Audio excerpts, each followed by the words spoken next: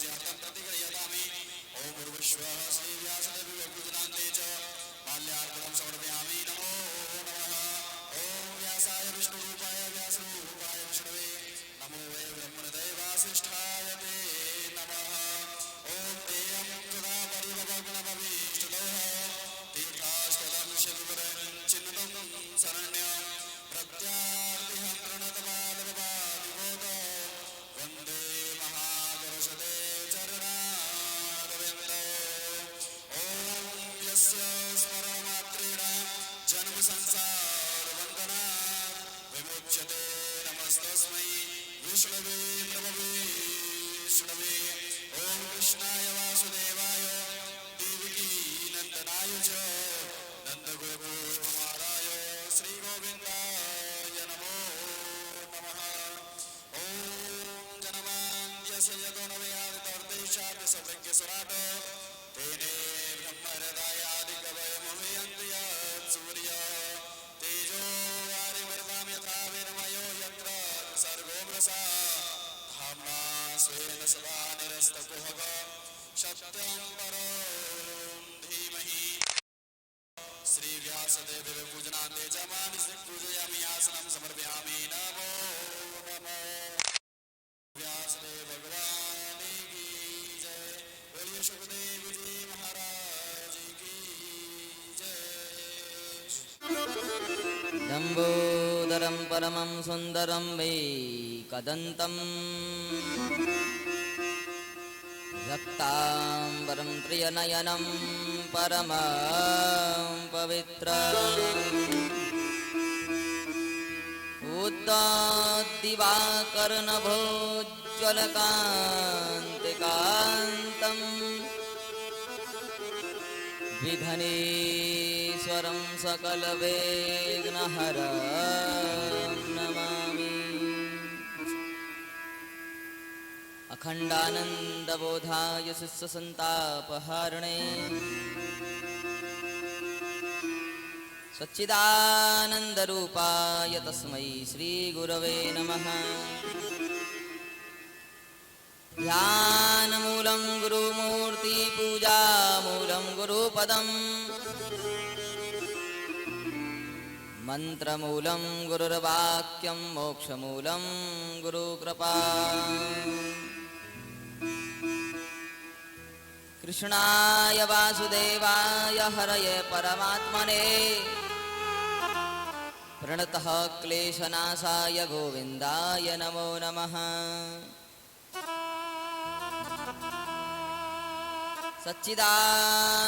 सच्चिदानन्दरूपाय विश्वोत्पत्त्यादिहेतवे तापत्रयविनाशाय श्रीकृष्णाय वयं नमः। रामाय रामभद्राय रामचन्द्राय वेदसे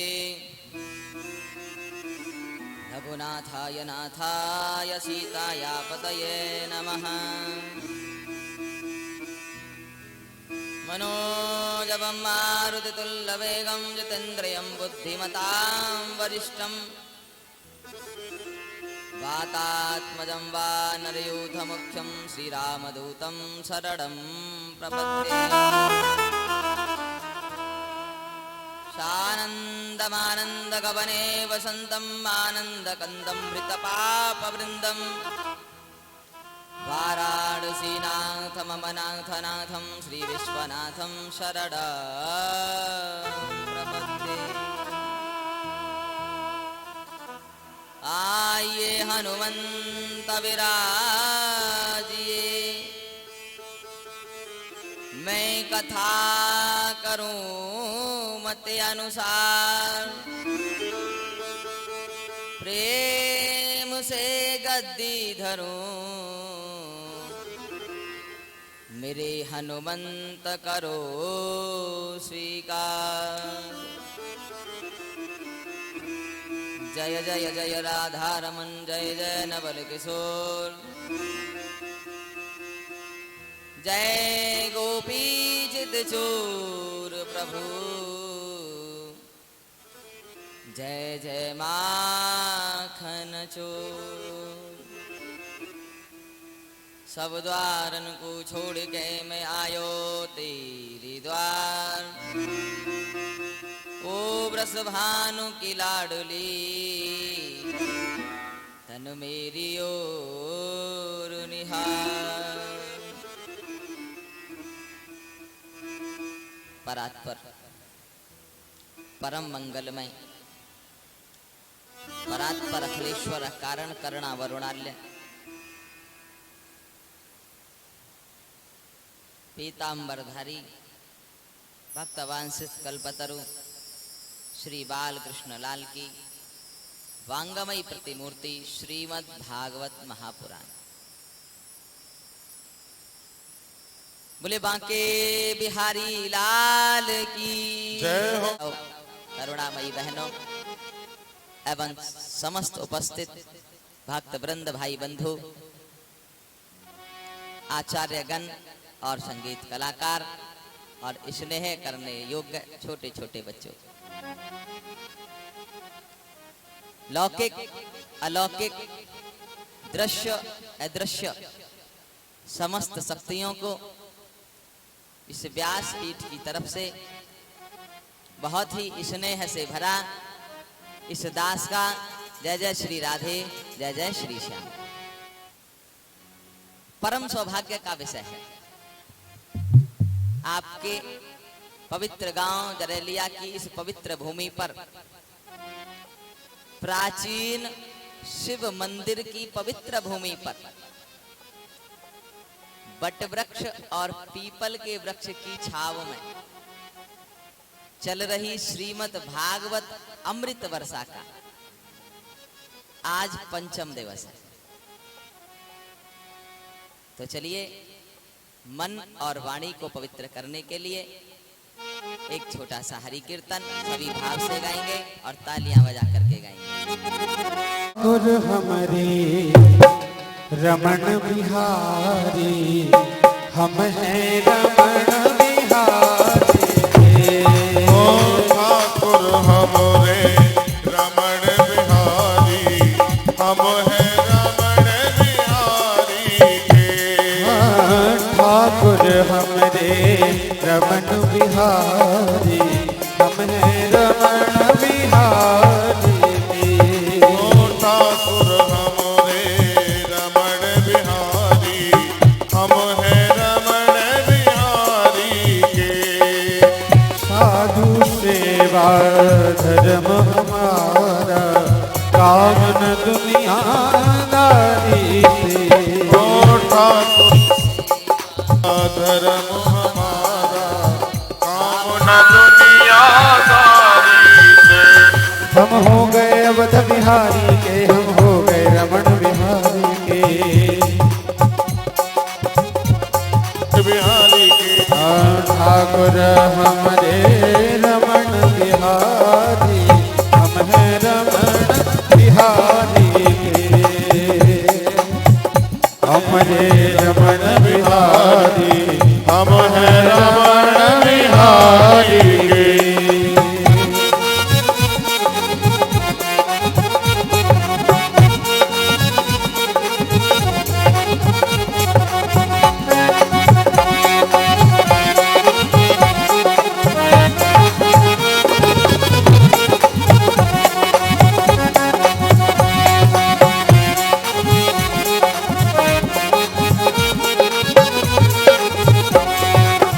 भोला कहो चाहे भला कहो हम हो गए रमण बिहारी के।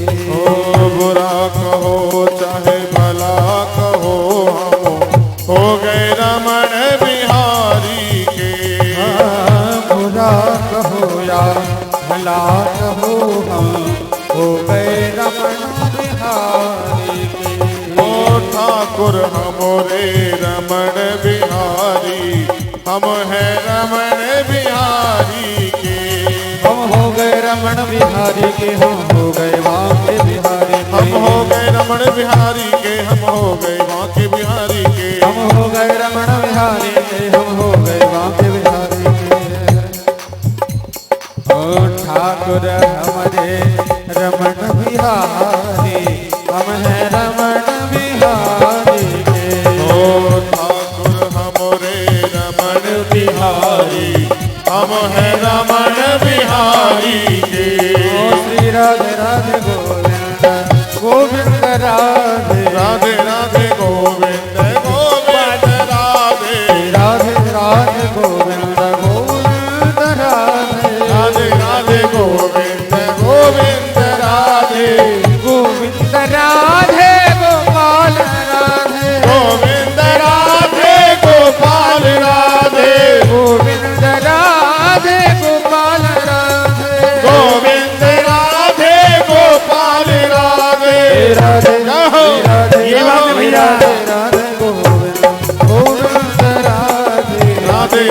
गोविंद गोविंद राधे राधे राधे गोविंद गोविंद राधे राधे राधे गोविंद गोविंद राधे राधे राधे गोविंद गोविंद राधे राधे राधे गोविंद गोपाल राधे राधे राधे गोविंद गोविंद राधे।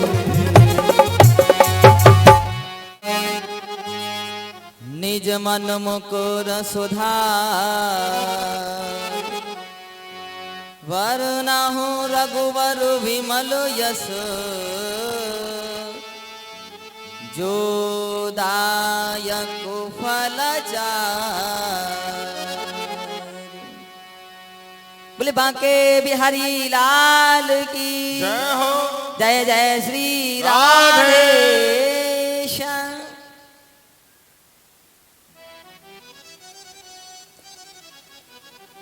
तो कल के प्रसंग में आपने जाना किस प्रकार से भगवान ने नरसिंह का रूप धारण करके प्रहलाद जी की रक्षा की और किस प्रकार से भगवान ने वामन रूप धारण करके दो पग में 14 भुवनों को नाप लिया, स्वर्ग की संपदा देवताओं को दे दी, बलि को वरदान देकर द्वारपाल बन गए। मां लक्ष्मी बलि को भाई बना करके भगवान को छुड़ा कर लाए।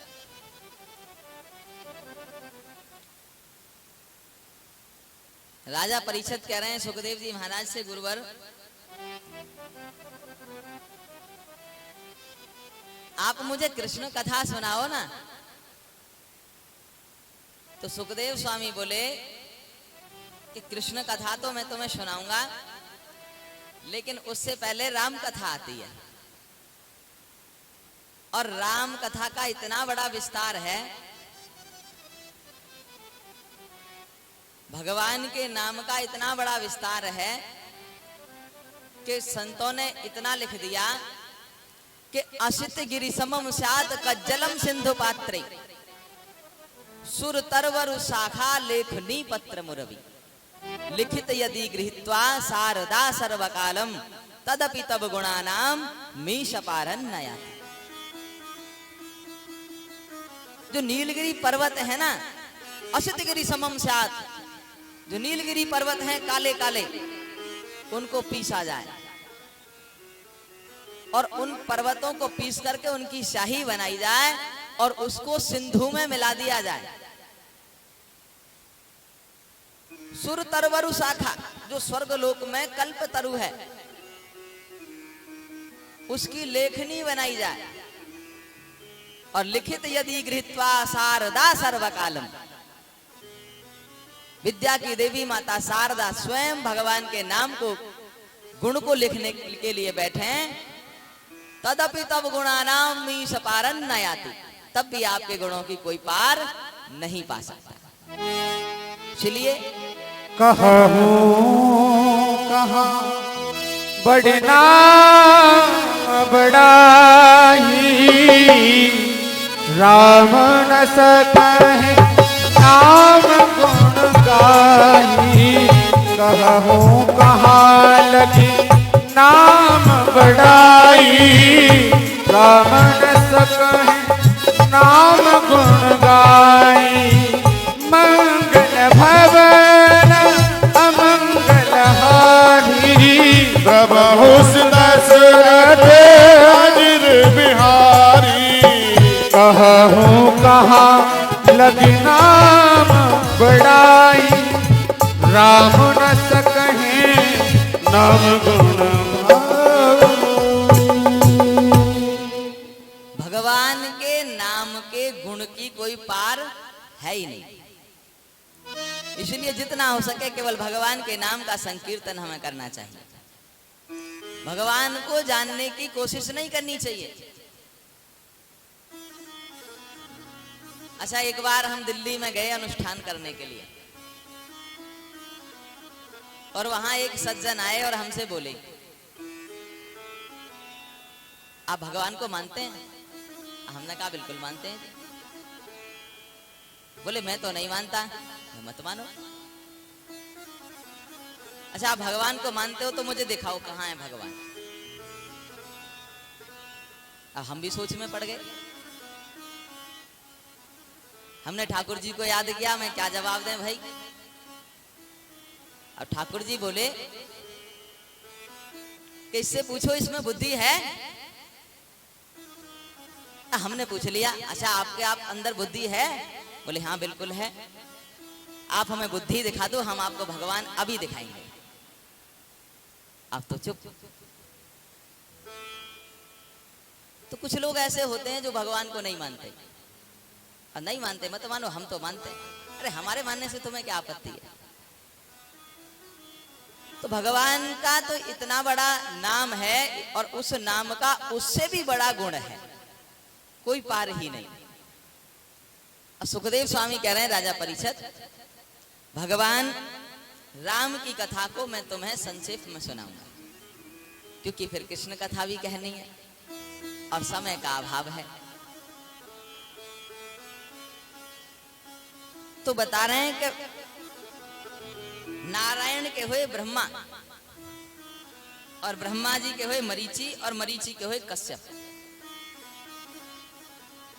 और कश्यप ऋषि के हुए विवस्वान, जिनका एक दूसरा नाम भी है सूर्य। सूर्य देव का जो असली नाम है वो है विवस्वान। इन्हीं के नाम से इस वंश का नाम पड़ा सूर्य वंश। और विवस्वान के हुए मनु, मनु को हुए इच्छावाकु, इच्छावाकु के कुक्षी और कुक्षी के विकुक्षी, विकुक्षी के हुए बाण और बाण के हुए अरण्य, अरण्य के हुए पृथु और पृथु के हुए त्रिशंकु, त्रिशंकु के हुए धुंधमार और धुंधमार के हुए योवनाश और योवनाश। अच्छा, सूर्यवंश की एक और विशेषता रही है कि इनके यहाँ संतान आसानी से नहीं होती, पुत्रेष्टि यज्ञ कराना पड़ता है। कई बार पुत्रेष्टि यज्ञ करके संतान की प्राप्ति हुई है। अब जो योवनाश्व हैं उन्होंने पुत्रेष्टि यज्ञ करवाया और पुत्रेष्टि यज्ञ हुआ तो रात्रि में इन्हें प्यास लगी और जो यज्ञ के फल से जो कलश में जल मिला था वो कलश का जल इनके पास रखा था।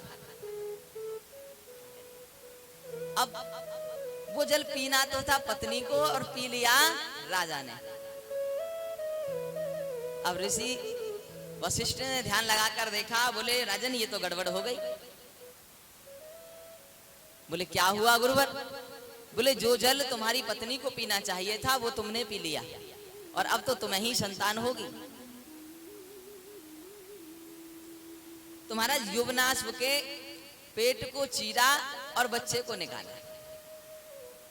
अब समस्या यहां आई कि अब इसे दूध कौन पिलाए? स्वर्ग से इंद्र आए और उन्होंने अपनी तर्जनी उंगली को उस बच्चे के मुंह में डाला और इंद्र ने कहा इस बच्चे को मैं दूध पान कराऊंगा। तो उस बच्चे का नाम पड़ा मानधाता। मानधाता के हुए सुसंधि, सुसंधि के हुए ध्रुव संधि, ध्रुव संधि के हुए भरत और भरत के हुए असित। असित की दो रानियां थी।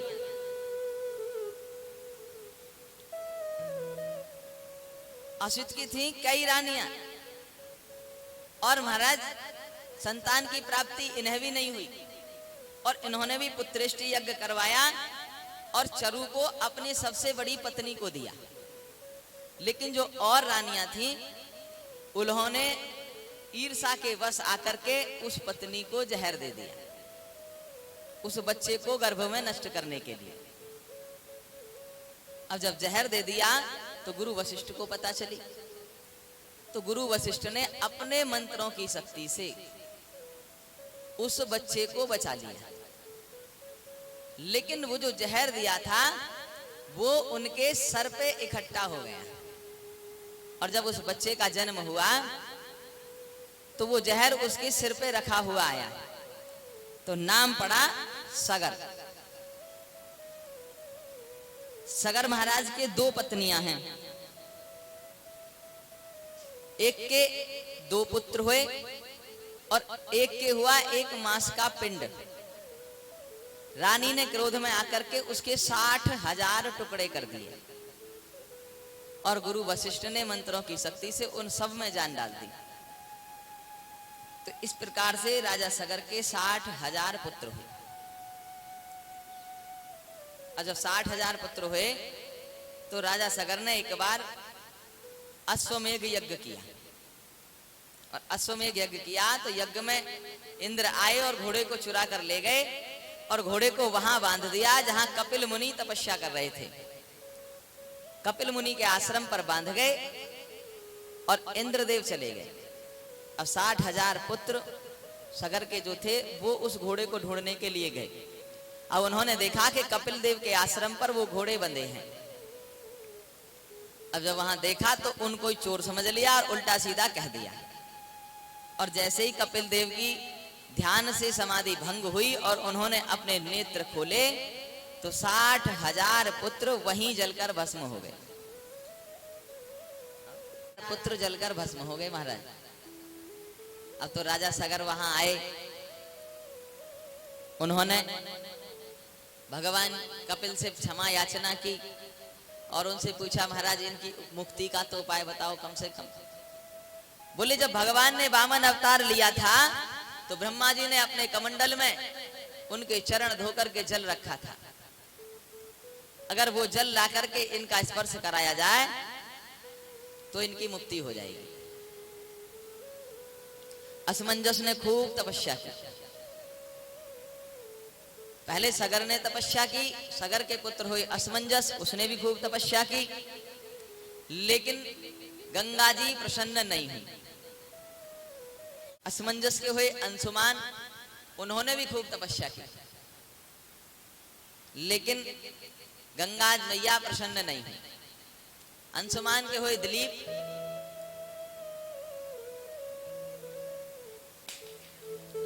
और दिलीप ने तपस्या की लेकिन गंगा जी नहीं आई, तो दिलीप के हुए भागीरथी। जब भागीरथी की तपस्या से गंगा मैया प्रसन्न हुई, और जब प्रसन्न हुई तो ब्रह्मलोक से सप्तऋषि मंडल में आई, और सप्तऋषि मंडल में होती हुई हिमालय पर्वत पर, हिमालय पर्वत से होती हुई बद्रीनाथ धाम, ऋषिकेश हरिद्वार होती हुई निकली। और कपिल देव का आश्रम था बद्रीनाथ धाम में, और जब वहां होकर निकली और उनकी भस्म से स्पर्श हुआ तो उनकी सबकी मुक्ति हो गई। भागीरथ के पुत्र हुए कुकस्त, कुकस्त के हुए रघु। रघु इतने बड़े प्रतापी राजा थे कि पहले नाम था सूर्यवंश, और रघु की ख्याति इतनी फैल गई कि नाम पड़ गया रघुवंश।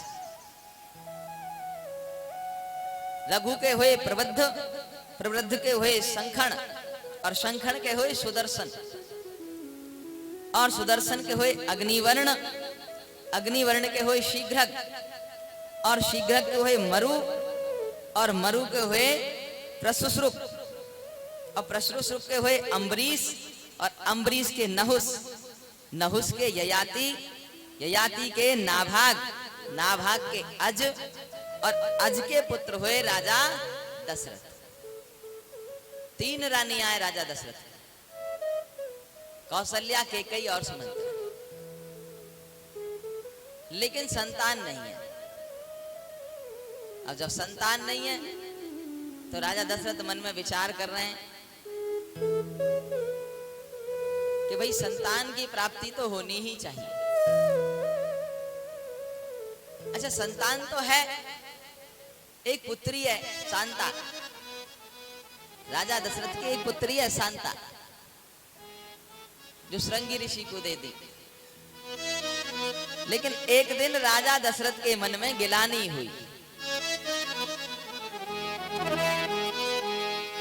एक बार भूपति मन माही भय गलान मोरे सुतनाही। एक बार भूपति मन माही भय गलान मोरे सुतनाही। राजा दशरथ के मन में एक बार गिलानी आई कि हमारे पुत्र नहीं है। अब प्रश्न उठा, क्या राजा दशरथ के मन में एक ही बार गिलानी आई? अगर गिलानी आई तो क्यों? तो एक बार स्वर्ग में राजा इंद्र ने सभा लगाई और उस सभा में राजा दशरथ भी गई। और जब राजा दशरथ गए वहां और सिंहासन पर बैठाए, खूब स्वागत किया और सभा हो गई। और जब सभा हो गई तो राजा दशरथ वहां से आ गए। तो इंद्र राजा दशरथ जिस सिंहासन पर बैठे थे उस सिंहासन को साफ करवा रहा था, जल से धुलवा रहा था उस सिंहासन को। उसी समय नारद जी वहां पहुंचे राजा दशरथ के पास में, और राजा दशरथ ने कहा तुम्हें कुछ देखना है, तुम्हें दिखाऊं कुछ? बोले क्या दिखाओगे नारद जी? चलो तुम्हें एक दृश्य दिखा के लाता हूं। अब नारद जी राजा दशरथ को वहां लेकर गए दोबारा, और जब लेकर गए उन्होंने देखा कि जिस सिंहासन पर राजा दशरथ बैठा है उसी सिंहासन को जल से, गंगा जल से धोया जा रहा है। और वहां कह रहे थे कि राजा दशरथ को पुत्र नहीं है, इसलिए इस आसन को धोया जा रहा है। जब ये दृश्य राजा दशरथ ने देखा तो मन में बड़ी गिलानी हुई। और जब व्यक्ति परेशान होता है आध्यात्म से तो गुरु के पास जाता है। गुरु के पास गए राजा दशरथ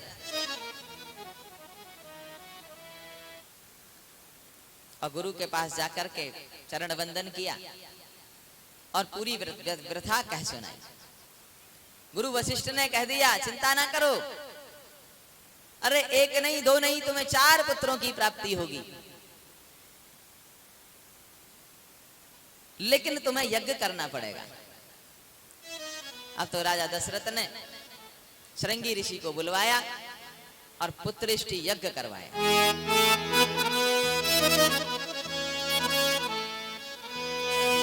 गुरु गृह गयो तुरत महिपाला, चरण लागे करनी नयन विशाला।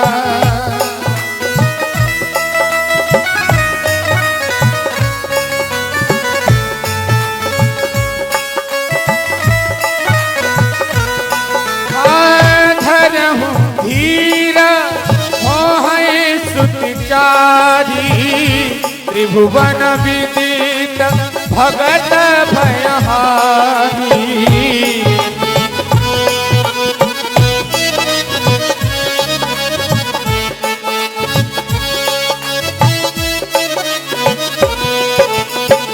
श्रृंगी ऋषि वशिष्ठ बुलावा, पुत्र काम सुभाग्य करावा। भगति सहित मुनि आहुति दीने, प्रगटे अग्नि चरु कर लीने। प्रगटे अग्नि चरु कर लीने, प्रगटे अग्नि चरु कर लीने। पुत्रेष्टि यज्ञ करवाया और जब यज्ञ पूर्ण हुआ तो अग्निदेव भगवान यज्ञ में से प्रकट हुए, हाथ में चरु का पात्र लेकर के, और राजा दशरथ से कह दिया इस चरु को अपनी पत्नियों को खिला देना, सुयोग्य संतान की प्राप्ति होगी। राजा दशरथ ने अपनी रानियों को बुलवाया और आधा भाग किया उस चरु का, आधा भाग कौशल्या को दे दिया और आधे में से पुनः आधा करके कैकेयी और सुमंत्रा को दे दिया। अब कौशल्या कैकेयी और सुमंत्रा को जो अपने अपने भाग मिले तो लेकर के अपने महल में चली गई। सुमंत्रा ने अपने भाग को एक ऐसी जगह रख दिया कि एक पक्षी आया और उस भाग को लेकर के उड़ गया। और जब उस भाग को लेकर उड़ गया तो कौशल्या और कैकेयी ने अपने भाग में से आधा आधा भाग सुमंत्रा को दे दिया। सुमंत्रा ने उसी समय संकल्प लिया, अगर तुम्हारे भागों को ग्रहण करने से मुझे 2 संतानें हुई तो मैं अपनी दोनों संतानों को तुम्हारी दोनों संतानों के सेवा में लगा दूंगी। और जो पक्षी भाग को लेकर उड़ा था तो एक पर्वत की कंदरा में तपस्या कर रही थी माता अंजनी, और वो जल पीने के लिए गुफा में से निकली। और जैसे उन्होंने जल हाथ में लिया अपनी अंजलि में तो पक्षी के पंजे से वो चरु उस जल में गिर गया और मिल गया, और अंजनी ने उसका पान कर लिया। उसी चरु के प्रभाव से हनुमान जी का प्रादुर्भाव हुआ। बोले हनुमान जी महाराज की। और उधर महाराज तीनों रानियां चरु को ग्रहण किया तो गर्भवती हुई। कि जा दिन ते हरि, जा दिन ते हरि गर्भनि आए, जा दिन ते हरि गर्भनि आए, सकल लोक सुख संपत्ति खाए, मंगल भवन अमंगल हारी, प्रभु दशरथ अजित बिहारी। अब तो मंगल गान होने लगे, गर्भाधान संस्कार हुआ, गोद भराई हुई तीनों रानियों की, और धीरे धीरे समय निकला और महीना आ गया 9वां कि जोग लगन गृह बार तिथि, सकल भय अनुकूल, चर और अचर हर्ष जुत, राम जन्म सुख मूल। चैत्र का महीना बुधवार और 9वीं तिथि, कि 9वीं तिथि, 9वीं तिथि मधुमास पुनीता, शुक्ल पक्षी अवधि हरि प्रीता, 9वीं तिथि मधुमास पुनीता, शुक्ल पक्ष अभिजीत हरि प्रीता। 9वीं तिथि मधुमास पुनीता, अभिजीत मुहूर्त, ठीक दिन के 12 बजे भगवान प्रकट हो गए। बोले श्री रामचंद्र भगवान की, राजा रामचंद्र भगवान की जय हो। अयोध्या धाम की। मध्य दिवस अति शीतल घामा, पावन काल लोक विश्रामा, पावन काल लोक विश्राम। भगवान का प्राकट्य हो गया। और जब भगवान राम आए चतुर्भुजी रूप, शंख चक्र गदा पदम वरमाला पहने हुए, सुंदर विभूषित झांकी। और जब भगवान का प्राकट्य हुआ तो सभी देवता आए और सब देवताओं ने स्तुति गाई। भगवान की स्तुति कर रहे हैं सभी देवता मिलकर के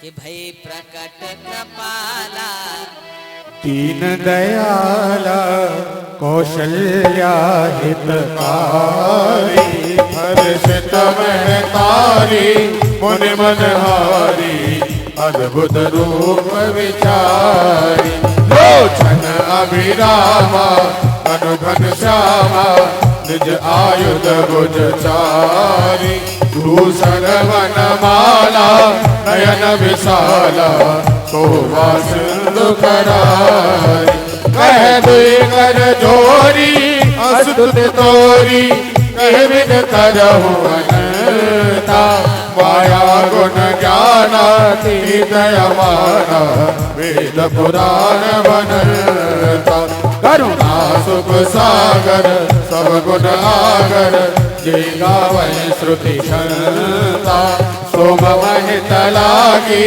जन अनुरागी भयो प्रकट श्री करता ब्रह्मांड काया निर्मित माया रोम रोम पति वीर कहे मम मुर सुवासी है मुहासी सुनत धीर मत थिर न रहे उपजा जब ज्ञाना प्रभु मुस्काना चरित बहुत विध कीन कहे कई कथा सुहाई मात बुझाई जे प्रकार सुत प्रेम रहे माता न भोली सो मत डोली तजहु तात यह रूपा की जैसी सुलीला अति प्रिय शीला यह सुख परम अनूपा सुन भजन सुजाना रोदन ठाना हुई बालक सुरभूपा ये चरित जगावे हर पद पावे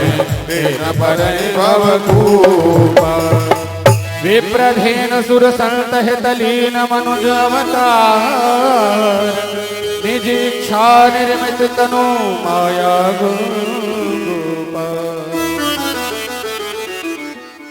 विप्रधेनु सुर संत हित लीन मनुज अवतार भगवान का प्राकट्य हो गया। सभी देवता स्तुति करके चले गए।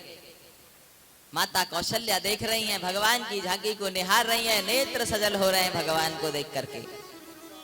भगवान कह रहे हैं मैया पिछले जन्म में आप शत्रुपा और आपने मेरी तपस्या की थी और कहा था तुम्हारे जैसा पुत्र चाहिए।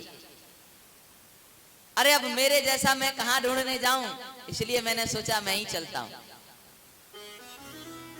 तुम्हारा पुत्र बनकर आ गया हूं। अब कौशल्या मैया ने देखा, बोली तुम पुत्र हो या दादाजी बन के आए हो? अरे 4 हाथ शंख चक्र गदा पदम, अरे पुत्र ऐसा थोड़ी होता है। बोले फिर क्या करूं? कि माता पुनि बोली सोमती डोली तजऊं तात यह रूपा। अरे प्रभु इस रूप को तज दो। बोले फिर? की जैसे सुलीला अति प्रिय शीला यह सुख परम अनूपा। अरे प्रभु मैं तो आपको अपनी गोदी में खिलाना चाहती हूँ, आप शिशु लीला करो ना, छोटे से हो जाओ। अच्छा अब तो भगवान छोटे हो गए। अब छोटे हो गए तो मैया बोली जब बच्चा होता है तो नंगा होता है, तुमने तो वस्त्र धारण कर रखे हैं, नंगे तो है जाओ। अब तो भगवान नंगे भी हो गए। अब मैया बोली अरे जब बच्चा होता है तो रोता भी है, रो तो सही। अब तो भगवान ने रोना प्रारंभ कर दिया कि सुन बचन सुजाना रोदन उठाना हुई बालक सुरभूपा।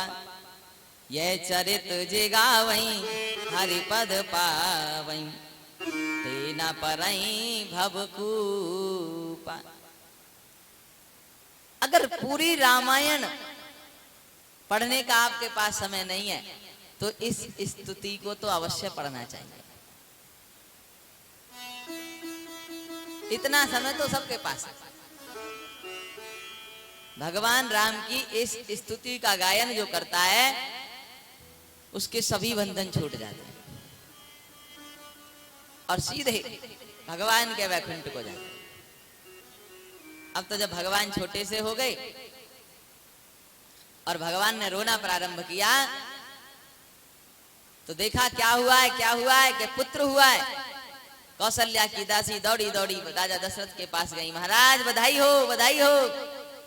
रानी कौशल्या ने एक पुत्र को जन्म दिया। थोड़ी देर में ही भरत जी आ गए। कैकेयी की दासी दौड़ी दौड़ी गई। महाराज बधाई हो, बधाई हो। रानी कैकेयी के भी एक पुत्र हुआ है। सुमंत्रा के 2 पुत्र हुए।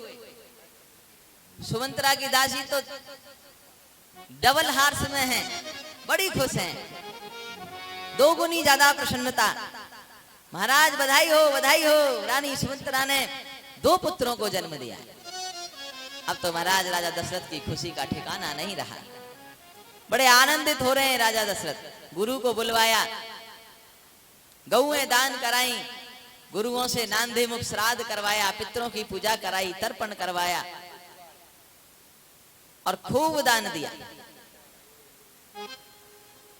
और उत्सव मन रहा है खूब धूमधाम से। 1 महीने का दिन हो गया।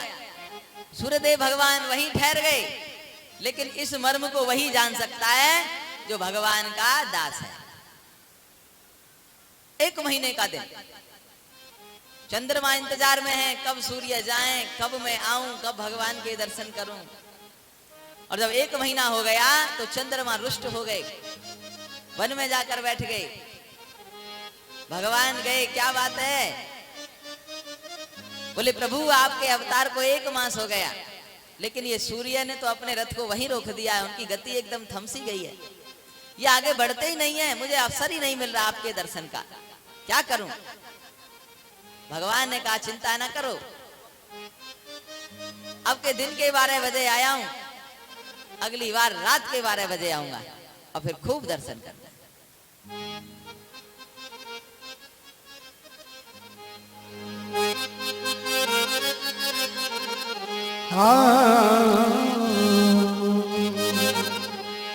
जन्म रघुरैया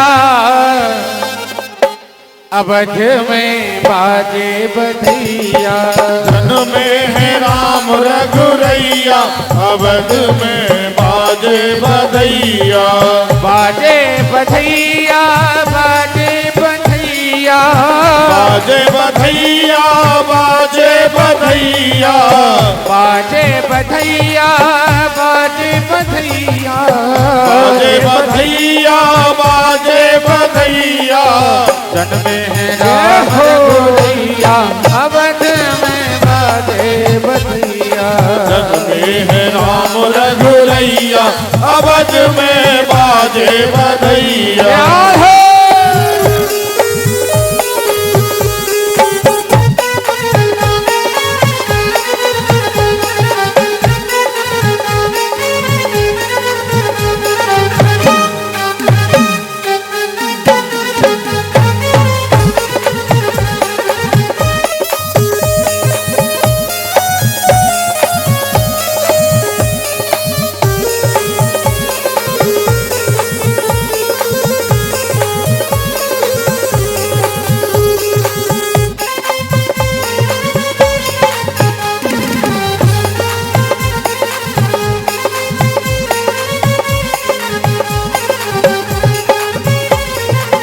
राजा दशरथ मोती लुटावे, राजा दशरथ मोती लुटावे, राजा दशरथ मोती लुटावे, राजा दशरथ मोती लुटावे।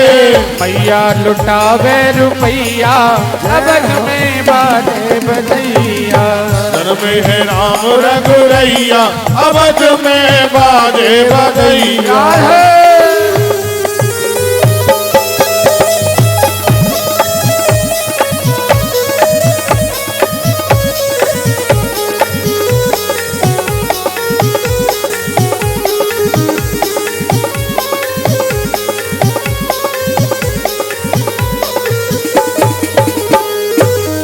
यही बात है भूरा भैया, जय हो।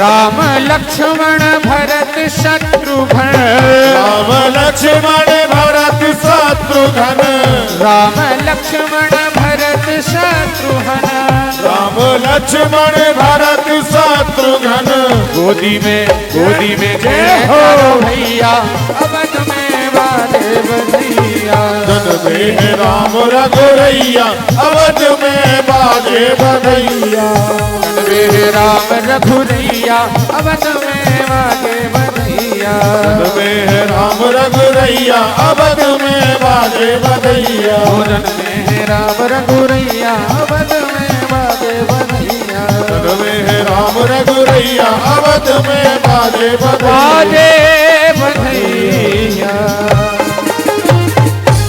राजा दशरथ बड़े प्रसन्न हैं। अवसर आ गया नामकरण का। गुरु वशिष्ठ को बुलवाया। गुरु वशिष्ठ 5 ब्राह्मणों को और साथ में लेकर आए।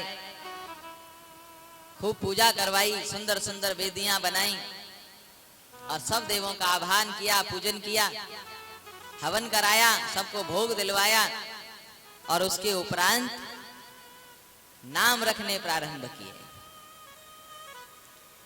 कि जो आनंद सिंधु सुख राशि हो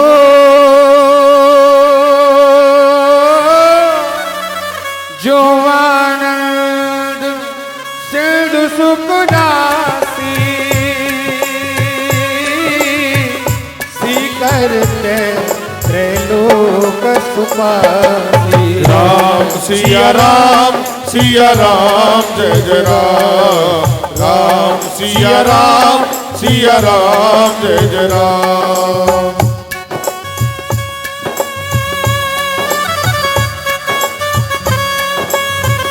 सो सुख धाम राम असनामा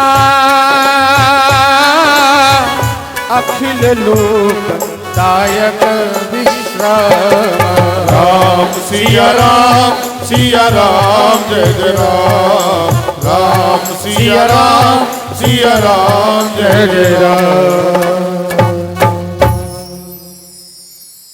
जो सुख धाम राम अस नामा। जो सुख के धाम हैं, कृपा के सिंधु हैं, कृपा के सागर हैं, ऐसे कौशल्या नंदन पुत्र का नाम रखता हूं मैं राम। और विश्व भरण पोषण कर जोई ताकर नाम भरत अस होई राम सिया राम जय जय राम राम सिया राम जय जय राम विश्व भरण पोषण कर जोई ताकर नाम भरत अस होई।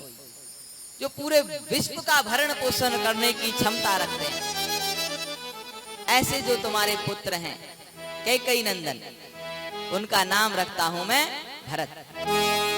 जाके सुमिरन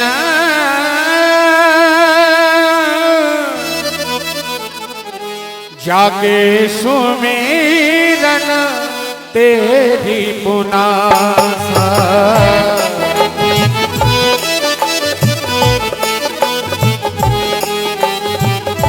नाम शत्रुहन वेद प्रकाशा नाम शत्रुहन वेद प्रकाशा।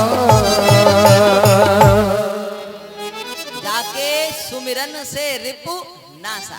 रिपु कहते हैं शत्रु को, रिपु कहते हैं शत्रु को। जिसके स्मरण मात्र से शत्रुओं का विनाश हो जाएगा, ऐसे सुमित्रा नंदन का नाम रखता हूं मैं शत्रुघ्न। और के लक्षण धाम राम प्रिय सकल जगत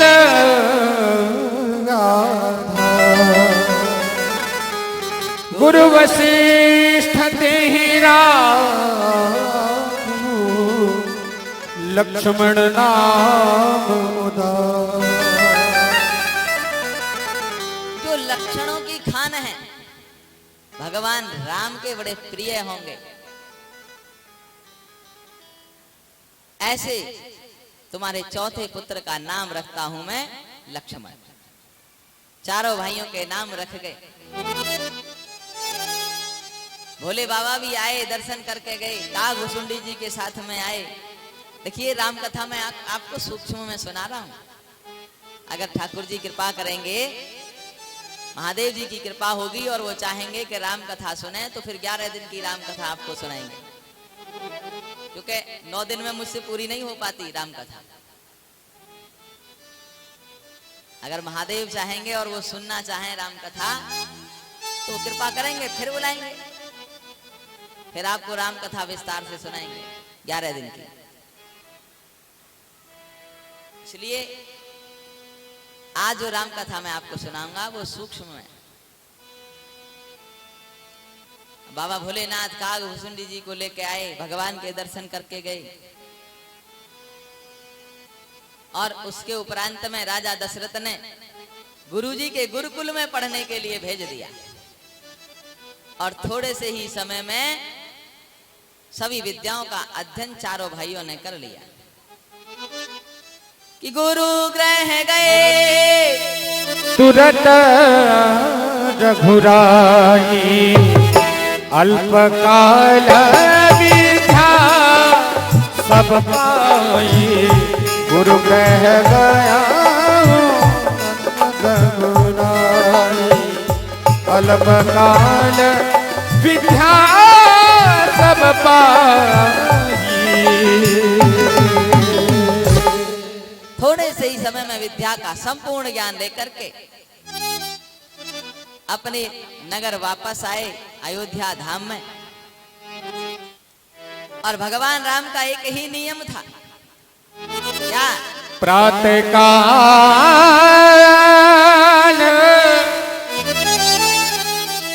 उठ के रघुनाथ, माता पिता गुरु ना महिमा था।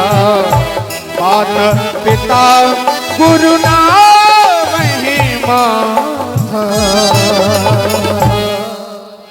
प्रातः काल उठ के रघुनाथ, मात पिता गुरु नावई माता।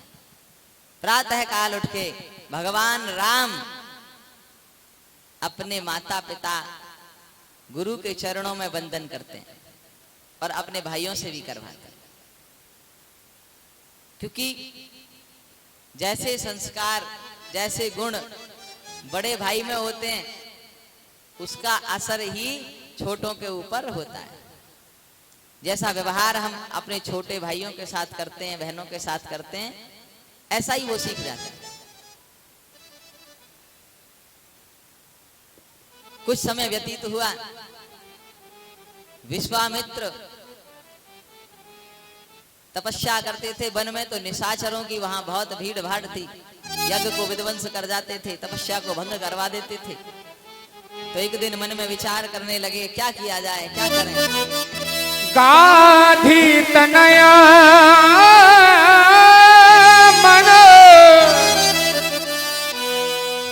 गाधी तनय मन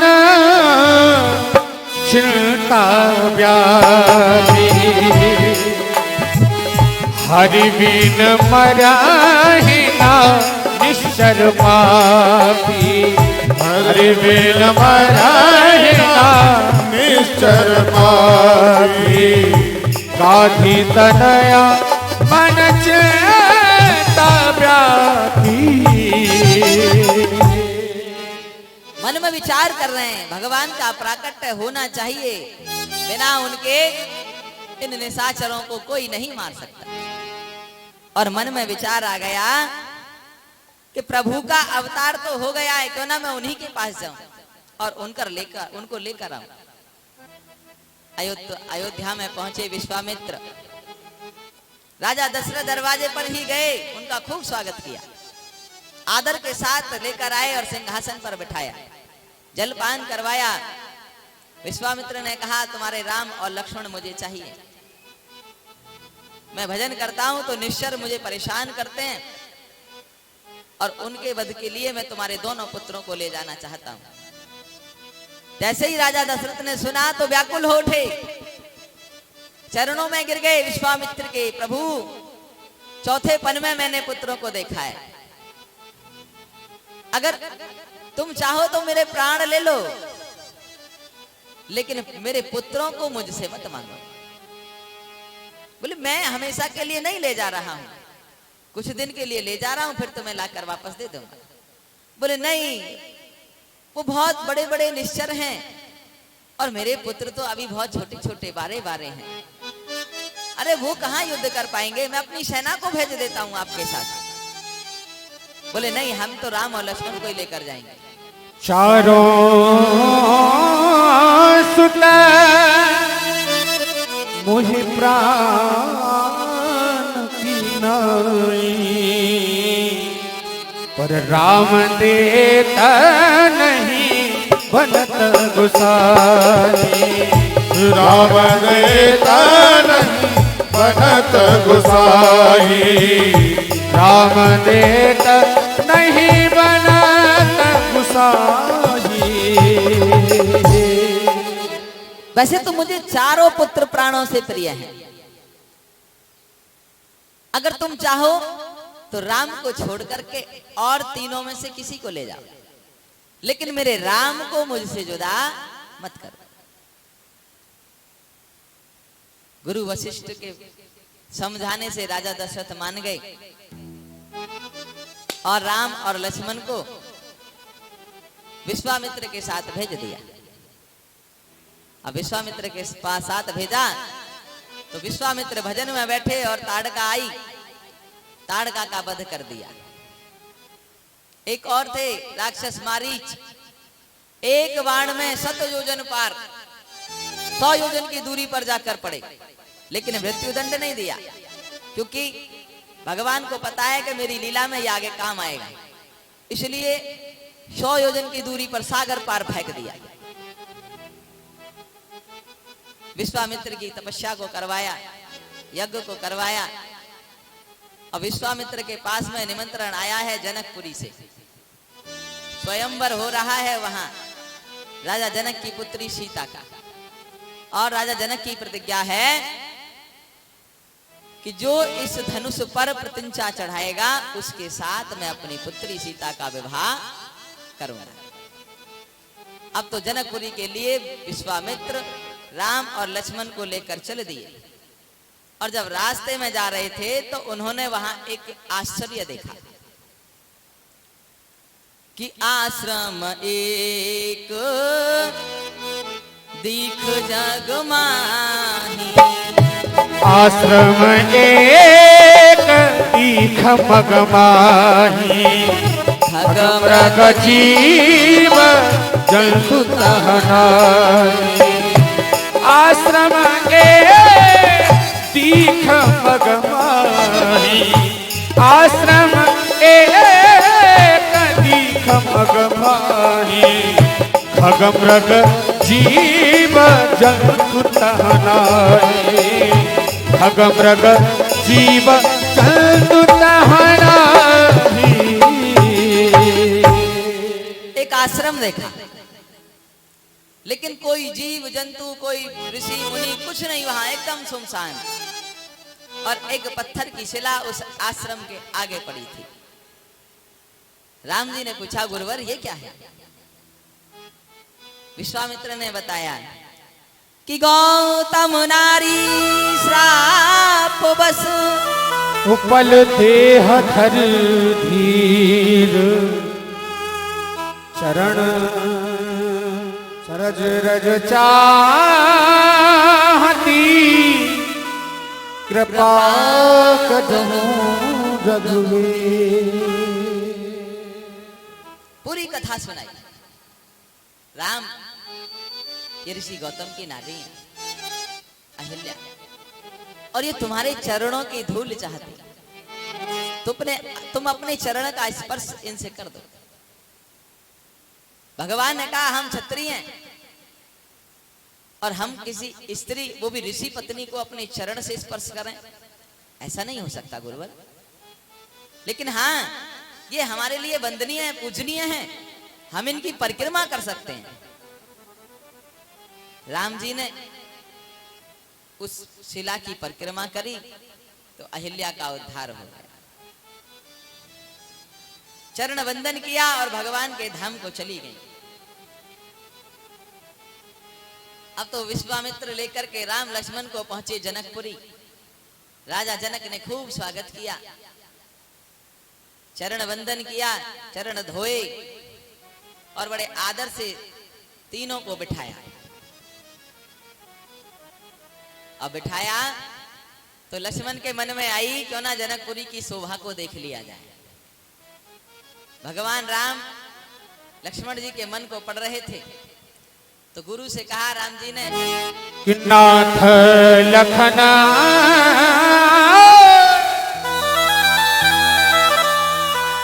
कि नाथ लखना पुर देखन चाहिए।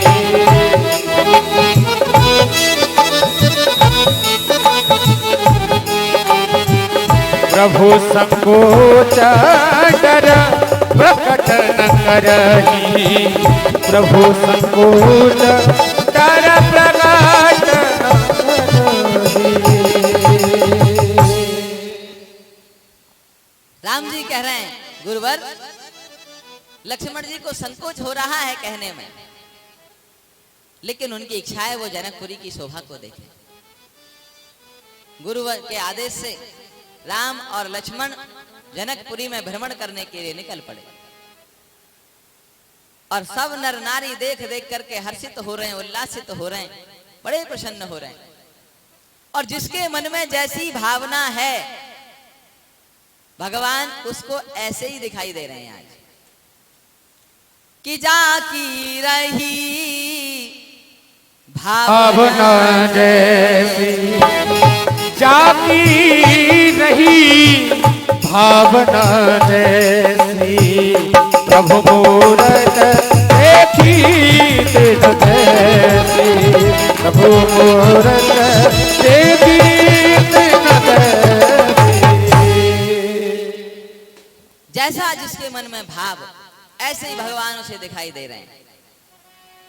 शत्रुओं को बलशाली दिखाई दे रहे हैं,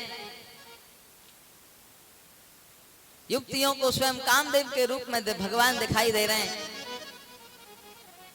माताओं को पुत्र के रूप में भगवान दिखाई दे रहे हैं।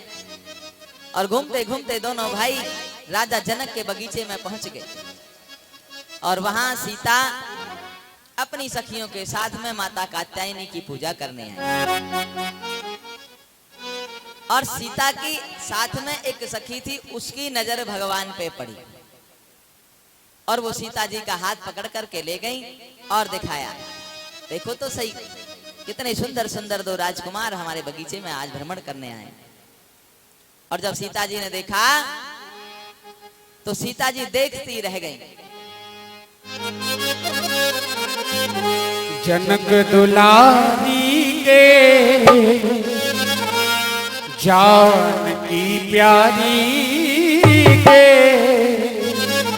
मन में बसे हैं श्री राम। जनक दुलारी के जानकी प्यारी के मन में बसे हैं श्री राम। वो जब से देखा है राम को, वो जब से देखा है राम को, जनक दुलारी के जानकी प्यारी के मन में बसे हैं श्री राम।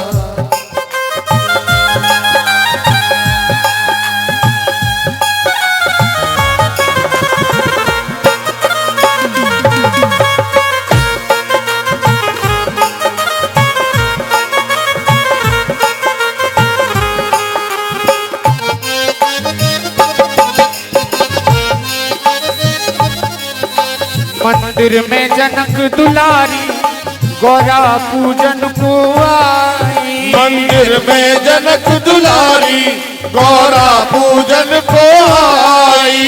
सीता रानी की अखियां रघुनंदन से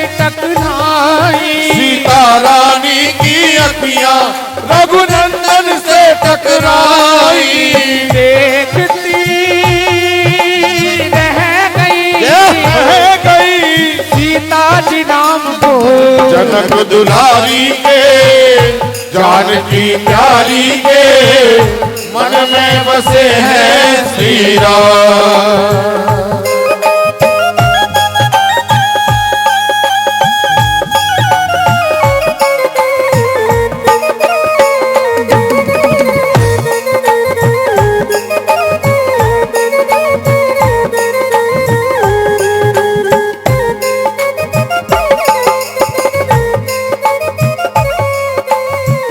जानकी जी जगदम्बा मैया के मंदिर पहुंची और माँ से प्रार्थना की, माँ तू है जगदम्ब भवानी वर मांगू आज निराला। तू है जगदम्ब भवानी वर मांगू आज निराला। तू है जगदम्ब भवानी वर मांगू आज निराला। तू है जगदम्ब भवानी वर मांगो आज निराला।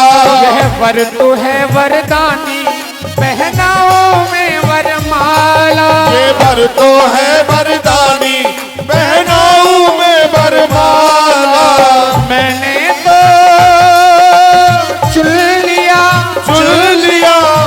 लिया राम को जनक दुलारी के जानकी प्यारी के मन में बसे हैं श्री राम। जनक दुलारी के जानकी प्यारी के मन में बसे हैं श्री राम। वो जब से देखा है राम को, जब से देखा है राम को, जनक दुलारी के जानकी प्यारी के मन में बसे हैं श्री राम। मन में बसे हैं श्री राम।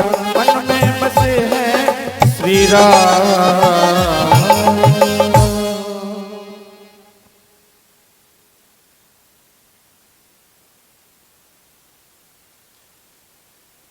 मन में विचार किया और कात्यायनी मैया के सामने खड़ी हो गई और प्रार्थना कर रही हैं, हे माँ, अगर मैंने आपकी पूजा सच्चे मन से की है और उसका अगर कोई पुण्य है तो जिस पुरुष को मैंने अभी देखा को मैं अपने पति रूप में पाऊं। मां प्रसन्न हुई और मूरत से माला खिसक गई कि खसी माल मूरत मुस्कानी। मूरत मुस्कुराने लगी, लेकिन जानकी को भरोसा नहीं हुआ, मन में शंका रह गई। तो मूर्ति बोल उठी कि मनु जाहि राचहि मिलहि सोबर सहज सुंदर सावरो करुणा निधान सुजान शील स्नेह जानत रावरो एहि भांति गौर अशीष सुनसी हरस हित अली तुलसी भवानी पूज पुन पुन मुदित मन मंदिर चली।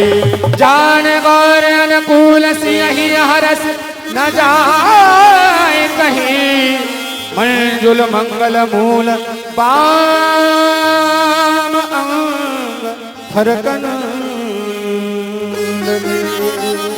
जब मूर्ति बोली तो माता जानकी जो थी वो बड़ी हर्षित हो गई, बाम अंग फड़कने लगे और देवी की पूजा करके घर आ गए। सभा लगी, सभी दूर दूर के भूप सुनकर के जनक के द्वार पर आए और सबके सामने राजा जनक ने घोषणा कर दी कि जो इस धनुष को उठाकर प्रतिज्ञा चढ़ाएगा उसी के साथ मैं अपनी पुत्री सीता का विवाह करूंगा। बहुत दूर दूर के राजा आए और सबने उठाने की कोशिश की, लेकिन प्रतिज्ञा चढ़ाना तो बहुत दूर की बात, तिल भर हिला भी ना सके धनुष को। कि सहस्त्र भूप 10 एक ही बारा लगे 58 करन तारा। राम सिया राम जय राम, राम सिया सिया राम जय जय राम। सहस्त्र भूप 10 एक ही 12 लगे उठावन टरेना टारा।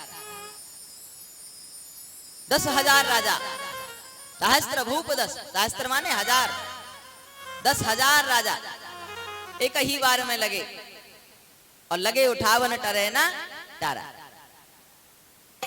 अब परिषद को शंका हो गई, गुरुवर अगर 10,000 राजा एक बार में लगे तो 10,000 राजाओं के 20,000 हाथ हो गए, तो वो धनुष कितना लंबा होगा? जिस धनुष को उठाने के लिए 10,000 राजा एक बार में लग रहे हों, तो वो धनुष कितना लंबा था, वो सभा कितनी बड़ी थी। और जब राजा जनक ने घोषणा की होगी तो वो कितनी तेज बोले होंगे। पहले माइक की व्यवस्था तो नहीं थी। सुखदेव स्वामी ने कहा, राजन वो एक बार में नहीं, एक बार में लगे होंगे।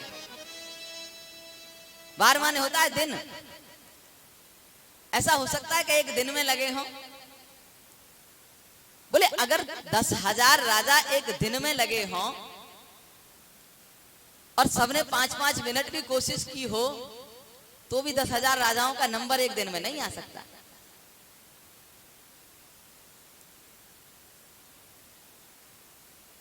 तो फिर ये चौपाई क्या अर्थ निकालती है? सुखदेव स्वामी समझा रहे हैं, राजन ये आध्यात्म की बात है। सहस्त्र भूप 10, सहस्त्र माने सहस्त्र बाहु जो राजा था, 10 माने दशानन। दशानन कौन? रावण। एक ही दिन आए थे और दोनों ने उठाने की कोशिश की, लेकिन उठा नहीं पाए।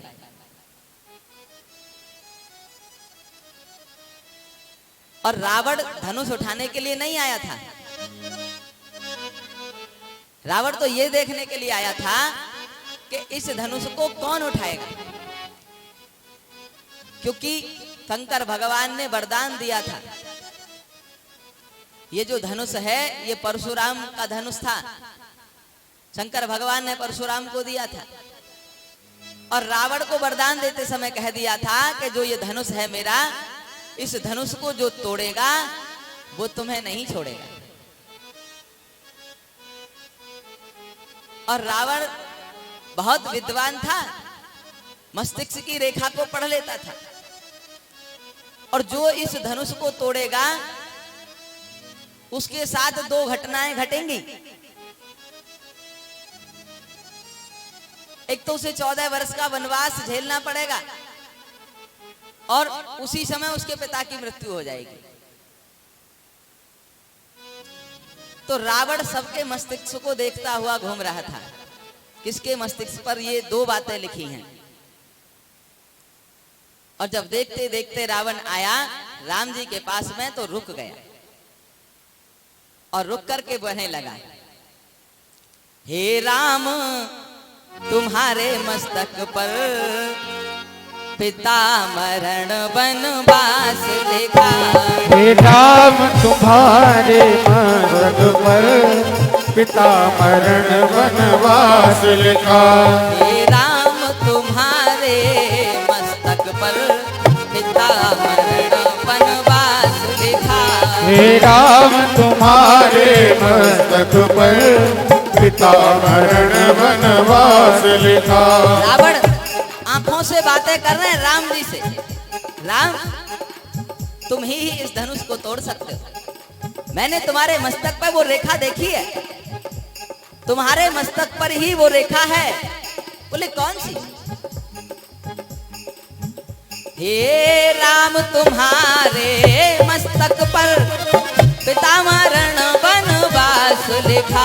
हे राम तुम्हारे मस्तक पर पिता मरण वनवास लिखा। हे राम तुम्हारे ही हाथों, हे राम तुम्हारे ही हाथों रावण का सर्वनाश राम तुम्हारे हाथों रावण का सर्वनाश लिखा। रावण ने बता दिया राम जी को, तुम्हारे मस्तिष्क सर मैंने वो रेखा देखी है, तुम ही इस धनुष को तोड़ोगे और तुम्हें 14 वर्ष का वनवास होगा और उसी समय तुम्हारे पिता की मृत्यु हो जाएगी। राम जी ने पूछा और क्या लिखा है? तो बोले तुम्हारे हाथों से ही मेरा भी सर्वनाश होना है। इतना कहकर के रावण वहां से चला गया। अब जब धनुष को कोई नहीं तोड़ पाया तो राजा जनक क्रोधित हो गए और तड़तड़ा करके उठे और कहने लगे, मैंने तो ये प्रतिज्ञा करी थी कि जो इस धनुष को उठाएगा, तोड़ेगा, प्रतिज्ञा चढ़ाएगा, उसके साथ मैं अपनी पुत्री का विवाह करूंगा। लेकिन मुझे तो लगता है कि ये पृथ्वी क्षत्रियों से विहीन हो गई है। हे दीप दीप के राजाओं, हम किसे कहें बलशाली है, हमको तो ये विश्वास हुआ पृथ्वी वीरों से खाली है।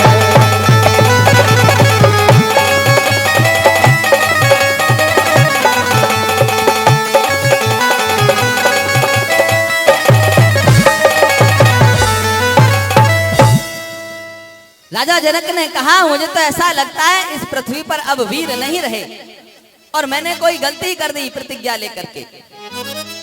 अब वहीं लक्ष्मण जी बैठे थे। अब लक्ष्मण जी ने जब सुना तो क्रोध में होकर के खड़े हो गए और कहा, रे राजन, सच्चे योद्धा सच्चे छत्री अपमान नहीं सह सकते हैं और जिनको सुनने की ताब नहीं वो चुप कैसे रह सकते हैं।